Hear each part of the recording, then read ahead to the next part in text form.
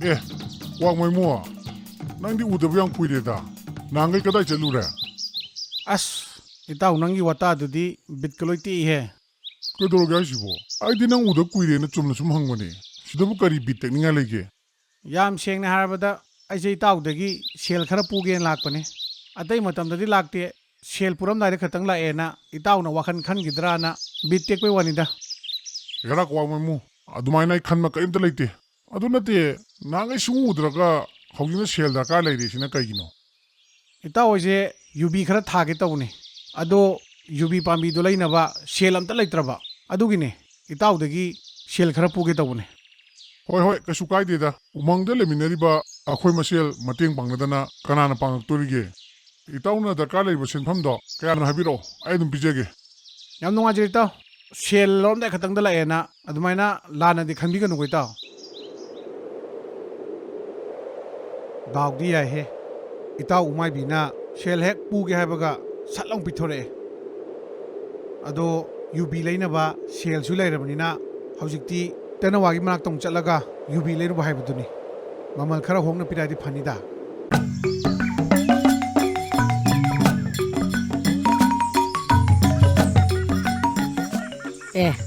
kwak Maimu kai lere nangna yang kuire matungda ai manak tong lai sibo taw tenawa aise paisa khara tandre adrene adugi damakta itaw do wam da tanagen lakpane kari watana saino ekta hayune aina sum tabada itaw tenawagi manakta yubi pambi khara layen tai chumbro hoi chume ai manakta yumbi pabi khara budi laiye ado kari mangino kwak Maimu nangna hangibo taw tenawa sumai tawune yubi pambi do nang nai gonda yondaba yadre aina ngamjaba sel khara piraga ne yubi pambi do ai logjerage hoine laune ado kadokdoino haiba yubi pambi myam do ai thajarage aduga madudai phanglakpa yubi myam dana ne yonthoga ne ai paisa tandaba yadre adugini taw hoi fare nang yubi singdugi ne paisa do agona piramo aduga hayeng nungalakpada ne yubi pambi singdo nangi makon da loina thilamage yaidana ko hoi yare taw kaim kaide ado itaw gi yubi se mayam na hainabada pan be ang thui hai maru chumbro hoi kwak Maimu nang tai do yam chume aigi yubi pambi dine hek tharaba nong ni dane adum yubi panda horani aduga nang thadagiba paisa mayam do loi hanjandoine yam nunga je taw adudi ai chanaba tawrage yubi pambi do hayeng sodan thilo ko kaimta waram na kwak Maimu adugi di ain thokpa dum thila do bane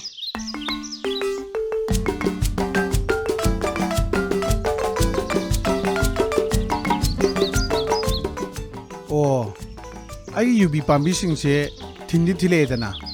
itaw tenawa do haigiba wadi phajana ngakna chaline nonga laktingai da aigi yumda yubi pambi thilake habdo loi thila mene se adudi sumain tawrage hauji ayuki kari no chana bakhar thirukige horen halaga ne yubi pambi singja phajana tharage chakhau je hange ba chakhau hangai da thabuka tawchiladi ne luhong ba kai ai wanda dana ba yubi pambi singja sada dum na jaramani ai kari no khara chasalu kige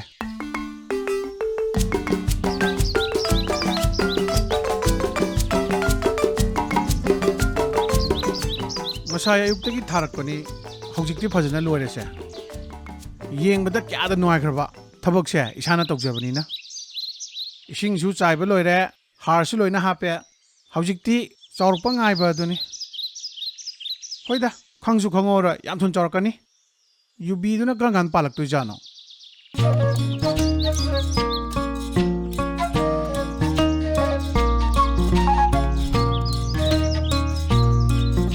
wah yada phajere si yengune yubi singsu loina chawre hojikti ado kam gandari hekpa yani masibo adonga khone aina yubi se he uraga kadai de nobaina yondoise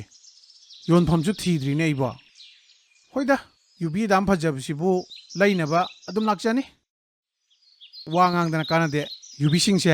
amukta heknaba tawkige aduga ngasigi numitane loina thadokhi khangni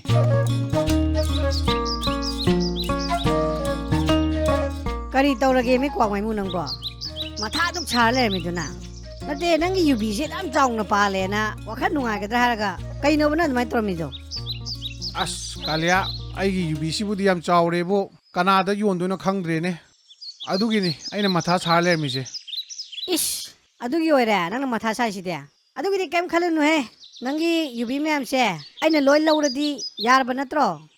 ꯑꯦ ꯌꯥꯝ ꯐꯕ ꯋꯥꯅꯤꯅꯦ ꯅꯪꯅ ꯂꯣꯏꯅ ꯂꯧꯒꯦ ꯍꯥꯏꯁꯦ ꯑꯗꯣ ꯑꯩ ꯑꯃꯨꯛꯇꯗꯤ ꯈꯜꯂꯛꯈꯤꯒꯦ ꯍꯥꯏꯕꯗꯤ ꯌꯨꯕꯤꯁꯦ ꯀꯌꯥꯗ ꯌꯣꯟꯗꯣꯏꯅꯣꯁꯨ ꯈꯪꯗꯦꯕ ꯑꯗꯨꯒ ꯅꯉꯣꯟꯗ ꯌꯥꯝ ꯊꯨꯅ ꯄꯥꯎ ꯍꯥꯏꯔꯛꯀꯦ ꯌꯥꯏꯗꯅ Hoi yai kaisu kaide. Kwa maimu nang phajana khallo. Laubagidi ai loi laurage. Aingonda yondaba yaro ko. ꯍꯣꯏ ꯍꯣꯏ ꯍꯌꯦꯡꯕꯨꯛꯀꯤ ꯃꯅꯨꯡꯗꯅꯦ ꯑꯩ ꯄꯥꯎ ꯍꯥꯏꯔꯛꯑꯒꯦ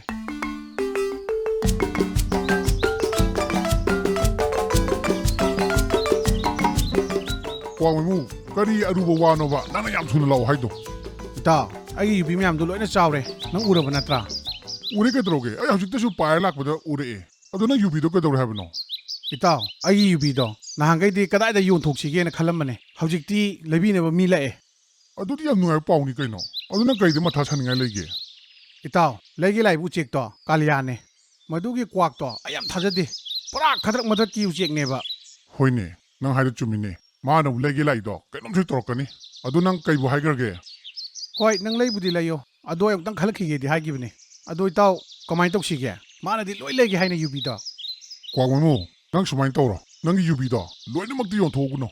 ꯃꯥꯅ ꯌꯨꯕꯤ ꯂꯩꯒꯦ ꯍꯥꯏꯗꯣ ꯀꯔꯤ ꯃꯔꯝꯒꯤꯅꯣꯗꯣ ꯍꯥꯟꯅ ꯈꯪꯗꯣꯛꯈꯤꯁꯤ ꯑꯗꯨꯒ ꯀꯔꯤꯒꯨꯝꯕ ꯑꯆꯨꯝꯕ ꯊꯕꯛ ꯑꯣꯏꯗ꯭ꯔꯤꯅꯦ ꯌꯣꯜꯂꯁꯨ ꯂꯣꯏ ꯌꯣꯟꯁꯤ ꯍꯣꯏ ꯏꯇꯥꯎ ꯅꯪꯅ ꯍꯥꯏꯗꯣ ꯌꯥꯝ ꯐꯔꯦ ꯑꯩ ꯌꯨꯕꯤꯗꯣ ꯂꯣꯏ ꯌꯣꯜꯂꯔꯣꯏꯒꯦ ꯃꯥꯅ ꯄꯨꯂꯞ ꯂꯩꯔꯛꯀꯗꯧꯗꯣꯏꯅꯣꯗꯣ ꯌꯦꯡꯊꯣꯛꯑꯁꯦ ꯍꯣꯏ ꯇꯥꯎ ꯑꯗꯨꯅ ꯐꯔꯅꯤ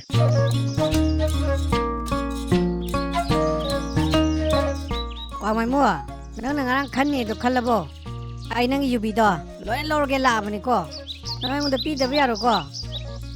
ꯀꯥꯂꯤꯌꯥ ꯅꯪ ꯑꯩꯉꯣꯟꯗ ꯁꯥꯎꯔꯅꯨ ꯑꯩ ꯅꯉꯣꯟꯗ ꯂꯣꯏꯅ ꯄꯤꯅꯤꯗꯤ ꯍꯥꯏꯈꯤꯗꯕꯅꯤꯀꯣ ꯑꯩ ꯈꯜꯂꯛꯈꯤꯒꯦꯅ ꯍꯥꯏꯈꯤꯕꯅꯤ Eh, kaino haisibu kwa maimu. Nang yubi do aingonda yolaro hairo. Aina somba kana yubi laidonena yam harau laaga. ꯀꯥꯂꯤꯌꯥ ꯑꯩ ꯅꯉꯣꯟꯗ ꯌꯨꯕꯤ ꯌꯣꯜꯂꯣꯏꯗ ꯍꯥꯏꯈꯤꯗꯦꯗ ꯂꯣꯏꯅꯃꯛ ꯌꯣꯜꯂꯣꯏ ꯍꯥꯏꯕꯅꯤ ꯅꯪꯅꯦ ꯌꯨꯕꯤ ꯈꯔꯁꯦ ꯁꯤ ꯄꯨꯔꯒ ꯆꯠꯈ꯭ꯔꯣ ꯑꯗꯨꯒ ꯃꯊꯪ ꯑꯃꯨꯛ ꯂꯧꯕ ꯂꯥꯛꯄꯗꯅꯦ ꯌꯨꯕꯤ ꯈꯔ ꯑꯃꯨꯛ ꯄꯤꯒꯦ ꯑꯇꯣꯞꯄ ꯃꯤꯅꯁꯨꯅꯦ ꯂꯧꯒꯦ ꯍꯥꯏꯌꯦꯕ Oh, pare.